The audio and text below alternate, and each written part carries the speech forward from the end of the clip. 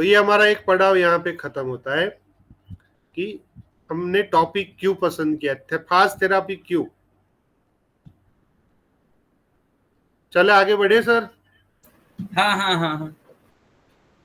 तो let us understand कि AMR, anti microbial resistance को हम कैसे कॉम्बैट करेंगे, क्या क्या नए अप्रोच बनेंगे। तो ये कुछ क्लासिकल स्ट्रेटजीज है। ये स्ट्रेटजीज में क्या होता है, बान on OTC antibiotic, without prescription किसी को एंटीबायोटिक नहीं देना, एंटीबायोटिक कैसे ड्रग रेजिस्टेंस हो रहे उसके लिए कुछ बनाओ। तो ये सारी ऑफिशियल प्रोसीजर और लोकल लेवल और स्मॉल यूनिट में ये स्ट्रेटजीज थी, but this was not efficiently working और enough for this to combat this situation. So we have to think about novel approaches, innovative therapeutics. Innovative therapeutics में हम क्या क्या कर सकते हैं। तो one thing is new antibiotic. आप फिफ्थ जनरेशन में अभी काम कर रहे हैं, आपके पास अभी फोर्थ एंड फिफ्थ जनरेशन के एंटीबायोटिक है, बट वो ग्राफ आगे मैंने बताया, new antibiotic discovery is now tough. one industry, one pharmaceutical company hardly discover one antibiotic in a year. तो ये अप्रोच जो है वो लिमिटेड है। Second, antibiotic combination therapy. इसके अंदर हम क्या करेंगे, तो अभी मैंने बताया mycobacterium tuberculosis, it was initially treated by one antibiotic, then 2, then 3। आज ही मैंने पढ़ा कि अभी उसको 4 एंटीबायोटिक का कॉम्बिनेशन कर दिया गया है, रिफाम्पिसिन, आइसोनियाजिड एंड और 2 एंटीबायोटिक और केमिकल सिंथेटिक एंटीबायोटिक है। So this 4 antibiotic are given. Secondly हमने एमोक्सिसिलिन एंड एमोक्सिक्लेव का भी नाम सुना है। Amoxicillin is only antibiotic and amoxiclav it is a combination of antibiotic and antibiotic को जो डिग्रेड करने वाला एंजाइम है बीटा लैक्टामेज, तो वो दूसरा जो है वो क्या है, बीटा लैक्टामेज इनहिबिटर। यहाँ पे दोनों चीज साथ में जाएगी बॉडी में। तो जो क्लेव्युलेनिक एसिड है, clavulanic acid suppress the action of beta lactamase, beta lactamase वहां काम नहीं कर पाएगा, तब जाके एमोक्सिसिलिन अपना काम करेगा। तो ऐसे साल्बैक्टम और बहुत से कॉम्बिनेशंस अवेलेबल है और routinely they are used.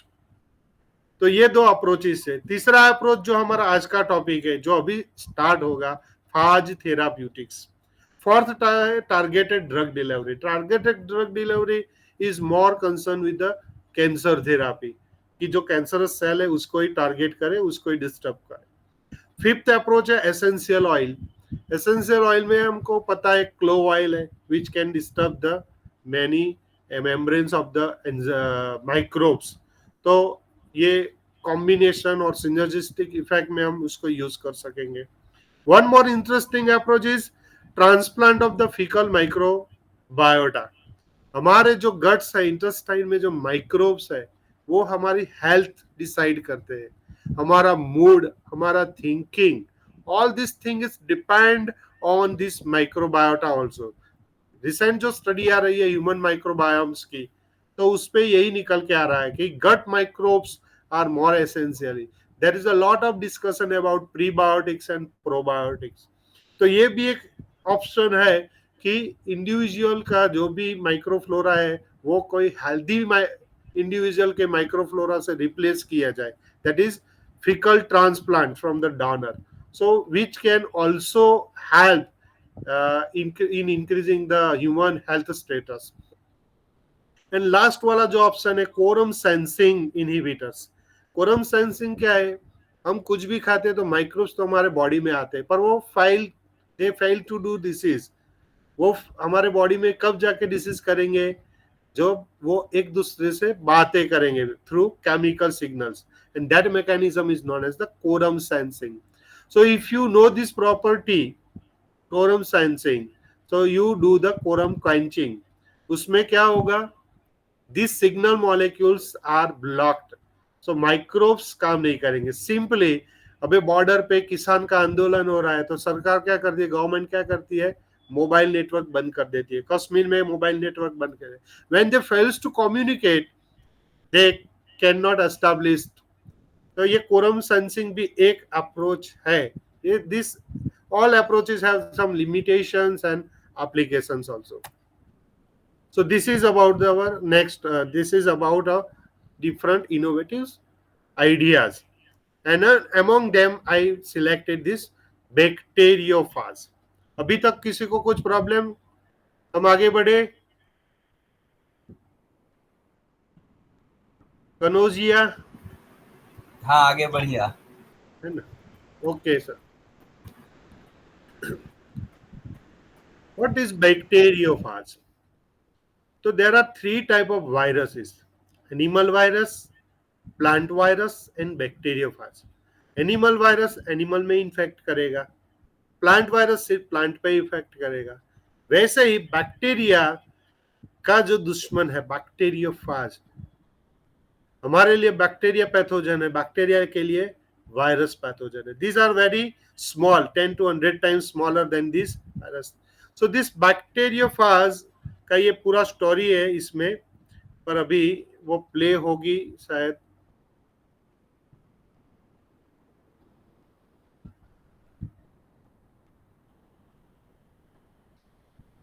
So this virus is exhibit two kind of cycles. One is lytic cycle जो आपको यहाँ दिख रहा है. वायरस फर्स्ट स्टेप में क्या करेगा? Virus recognizes host. The host is not random. The host must have its specific receptor on its surface. कोई भी वायरस कोई भी बैक्टीरिया को किल नहीं करेगा. क्यों? Because here there is a specificity between the virus and the respective host.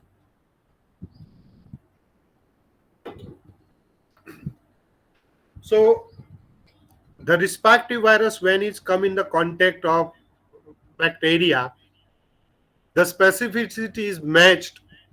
Then the first step is completed, that is attachment. After attachment, in the second step you can see the virus enter its nuclear material. It can be DNA, RNA, single stranded or double stranded. Once it's entered inside, it first harbor all the machinery and disturb the host genome. Bacteria का पूरा DNA degrade करवा देगा और उसकी पूरी machinery है जो synthesis की, वो अपने के लिए यूज करेगा. Then it start to develop the phage particles, spike, base plate, capsid, its own nuclear material, and then they will all assemble into mature viral particles. And after the attain certain size, उसमें 50, 100, 150 virus बनेंगे. तो वो जो virus होंगे उसके एक numbers बनेंगे. That numbers is known as the burst size. तो जो बस्ट साइज कंप्लीट हो जाएगी तब जाके क्या करेंगे? The cell will lyse and virus will release and broadcasted for the another infection. तो वो वायरस और 100-50 सेल को इन्फेक्ट करेंगे फिर से, और उसमें से हर एक सेल में से 50, 100, 200 नए वायरस बनेंगे. So this is how the multiplication and lytic cycle exist.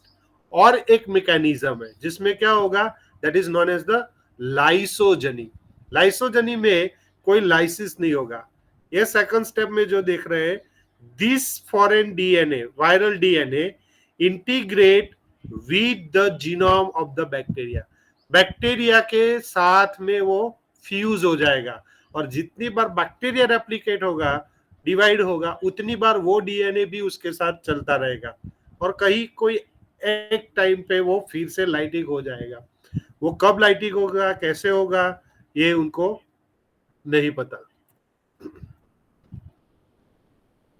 Now we try to define what is phage therapy.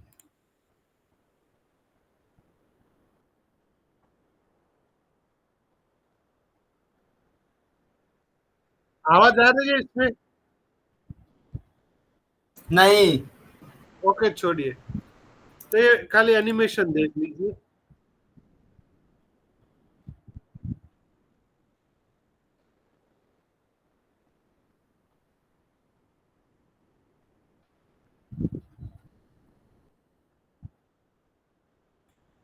तो यहाँ पे क्या दिखाया गया है कि एंटीबायोटिक से रेजिस्टेंट होते हैं बैक्टीरिया, पर वायरस उसको डिस्टर्ब कर सकता है।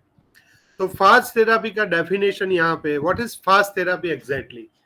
Fast therapy is defined as the administration of virulent phages. Virulent means which have the capacity to cause disease, not disease, but which can infect the bacteria directly to the patient. तो हम virus directly patient में डालेंगे, patient में virus अपने host bacteria को ढूंढेगा, pathogen को ढूंढेगा और उसको डिस्टर्ब करेगा with the purpose of lysing the bacterial pathogen that is causing a clinically relevant infection.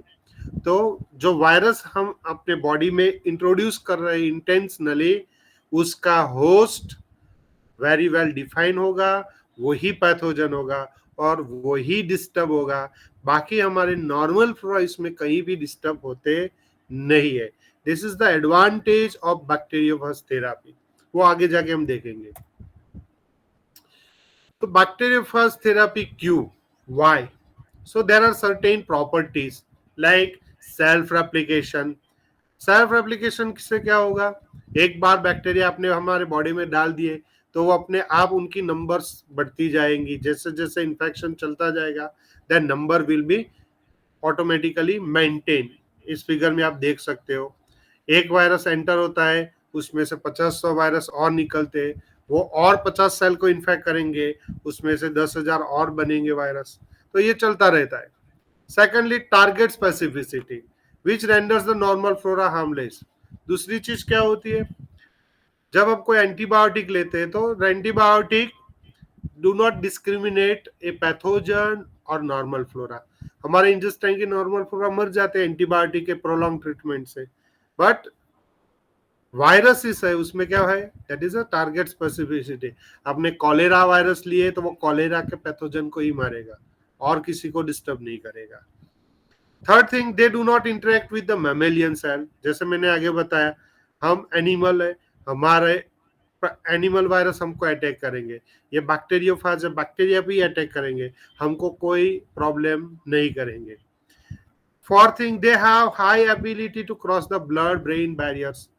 तो एंटीबायोटिक है वो ब्रेन में या बहुत डीपेस्ट पोर्शन में पहुंचते पहुंचते क्या हो जाती है, डिमिनिश हो जाती है, डिग्रेड हो जाती है, but virus can reach up to the deepest portion of our body. Their ability to disturb the bacterial biofilms. Biofilms में क्या होता है, microbes remain in a luxury life. Biofilms में उनके पूरा एक फैमिली है, फैमिली पे बहुत सारे कवर्स है, कैप्सुलर मटेरियल है, गमी मटेरियल है, which prevent the entry of antibiotic और टॉक्सिक केमिकल्स, अंदर कुछ नहीं आ सकता। But this virus can enter through this biofilm and kill the microbes. That is one thing. और क्या है, lytic bacteriophages are used in therapy because they destroy the bacteria and reduce the bacterial load in a short period. तो ये मैं आगे example के साथ आपको दिखाऊंगा कि ये लाइटिक फाज का एडवांटेज क्या है। और 6 लाइसोजेनिक फाज। लाइसोजेनिक यानी ऑल्टरनेट, जहां viral DNA integrated with pathogen, pathogen के अंदर या कोई ऑर्गेनिज्म के अंदर वो लाइसोजेनिक पोर्शन जो डीएनए का है वो रहता है। And if it is code for some toxin, antibacterial toxin उसके साथ है, तो वो क्या करेगा, वो हमारी बॉडी को विरुलेंस प्रोवाइड करता रहेगा और माइक्रोब्स को किल करता रहेगा। So because of this property we have interest in bacteriophage. Is it sir okay? हाँ। चलो, अब थोड़ा इंटरेस्टिंग आ रहा है कि भाई बैक्टीरियोफेज का गंगा जल से कोई लेना देना है। Why we are very हम अपने आप को क्या बहुत समझते हैं कि हम भारतवासी है, गंगा जल है, गंगा नदी है, it is a purest water, पर ऐसा हम सोच रहे थे। उस टाइम पे एक साइंटिस्ट ने कुछ अलग सोचा। He was Ernst Henking. British bacteriologist. This is a talk about 1896. उस टाइम पे इस साइंटिस्ट ने गंगा में से जो वाटर लिया उससे उसने कॉलेरा और सिगेला ट्रीटमेंट किया. He found that there is something in the water which killed the pathogen, but he could not name the agent involved in the bacterial killing. आज हम गंगा को पवित्र मानते हैं, पर ये साइंटिफिक एविडेंस इनके पास है, और वो हमारा जो होली अप्रोच रहता है वो डिफरेंट एंगल है, साइंटिफिक वो भी एक डिफरेंट एंगल है. So antibacterial nature of Ganga Jal was already studied by number of scientists. और ये सारी चीज मैंने देखने के लिए बहुत सारे देखे. There are number of paper on this topic. तो बहुत इंटरेस्टिंग है कि गंगा में कौन कौन से microbes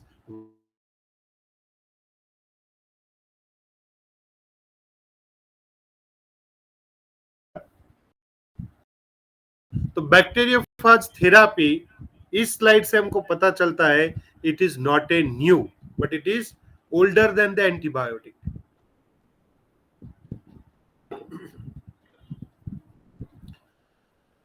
We know these two fellow, the founder, the discoverer of bacteriophage, Friedrich Twart and Felix Diehl.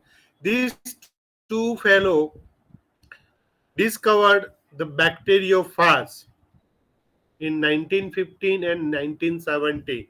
दोनों ने अलग अलग अपने आप 2 साल के डिफरेंस में ही बैक्टीरियोफाज आइडेंटिफाई किए. एंड दिस फेलिक्स डीहेरल उसने उसका नाम दे दिया bacteriophage. Bacteriophage means bacteria eater, जो बैक्टीरिया को खा जाता है. और वो भी कैसे उसको आइडेंटिफाई किया गया? They were working on this disease treatment कि भाई बैक्टीरियोफाज से हम पैथोजन को मारे, क्योंकि एंटीबायोटिक तो उस टाइम पे थे ही नहीं. So this antibiotic is later on bacteriophage therapy was older than the discovery of antibiotic.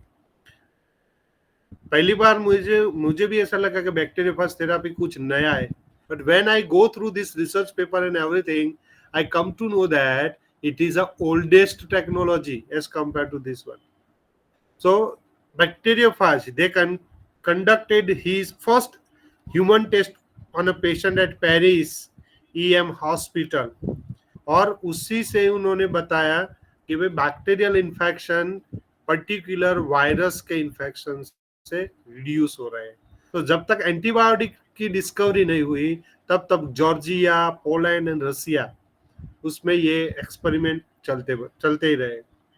So after this, यहाँ पे मैंने थोड़े एग्जाम्पल लिए कि उस टाइम पे बैक्टीरियोफाज थेरापी कैसे कर रहे थे काम.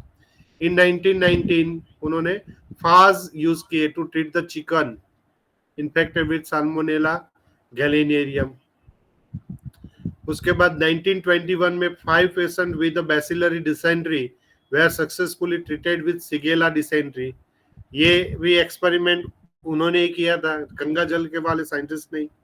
1923 में फाज used to reduce the bacterial load in blood of patient with typhoid fever, but similar experiment was done by Smith.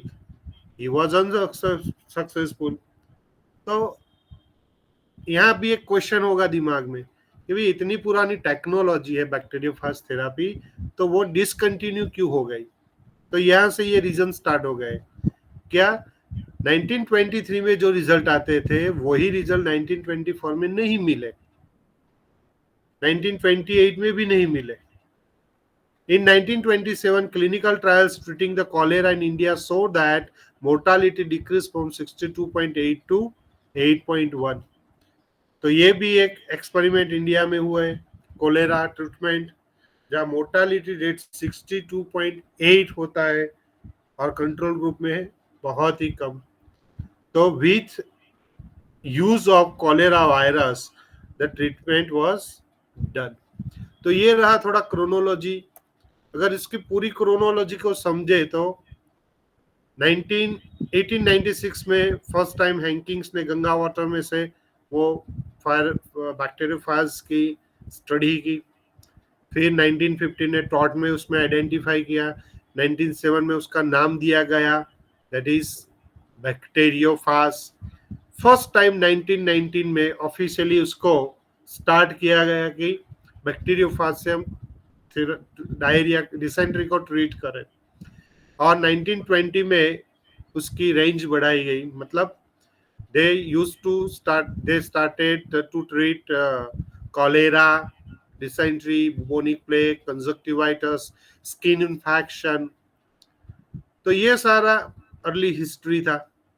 But what was the problem after 1934? एक तरफ एंटीबायोटिक स्टार्ट हो रहा है, तो यहाँ पे इस चीज को कंटिन्यू नहीं कर पाए साइंटिस्ट। प्रॉब्लम क्या था? Lack of control, low efficiency, possible confounders, low purity of the phage lysate, ये सारे इश्यूज थे। एंड सेकेंडली इन 1937-39 डेलब्रुक ने भी वो बताया कि वायरस में और बैक्टीरिया फाज में म्यूटेशन रहते हैं और माइक्रोब्स बैक्टीरिया फाज रेजिस्टेंस बन जाते हैं। मतलब जो ट्रीटमेंट आज हो रही है वो आगे जाके बंद हो जाएगी। जो एंटीबायोटिक कल किसी को किल कर रही थी, वही एंटीबायोटिक आज उससे रेजिस्ट हो जाती है। तो ये सारे अप्रोचेज रहे। और दूसरी तरफ क्या हुआ, इस फिगर में हमको पता चलेगा easily. So in this graphical presentation you can see there is a rise of era of antibiotic। जो ब्लू कलर का पोर्शन है वो एंटीबायोटिक का एरा है। वो कौन सा पीरियड है? That is 1940। 1940 के बाद पूरा एंटीबायोटिक ने अपना मार्केट कवर कर लिया। So there is a sudden drop of this bacteriophage therapy research. ये येलो कलर का आपको जो दिख रहा और है। कितने स्लाइड बचे हैं सर? खत्म कर दूं? खत्म फटाफट, ओके ओके, हाँ है ना। तो इसकी वजह से ये एंटीबायोटिक आने की वजह से इसको स्टॉप कर दिया। पर अभी लास्ट में हम जो देखे तो लिस्टेरिया और सुडोमोनास सब में रिसेंटली ये वर्क कर रहा है। एट प्रेजेंट ये सब क्लिनिकल ट्रायल्स चालू है। It is use for the both kind of treatment, systemic and localise. Localise में ओटाइटिस मीडिया है जो ईयर इन्फेक्शन है, और कॉन्स डिसीज है, स्किन इन्फेक्शन, वुंड इन्फेक्शन है, लेग अल्सर्स है, यूरिनरी ट्रैक इन्फेक्शन है। सब में फेज 1 और फेज 2 का बहुत ही रिसर्च हो गया, मतलब कि ट्रायल्स कंप्लीट हो गए। और इसका आप डेट भी देख सकते हो, 2009, 2016, 2017, 2021, 2022।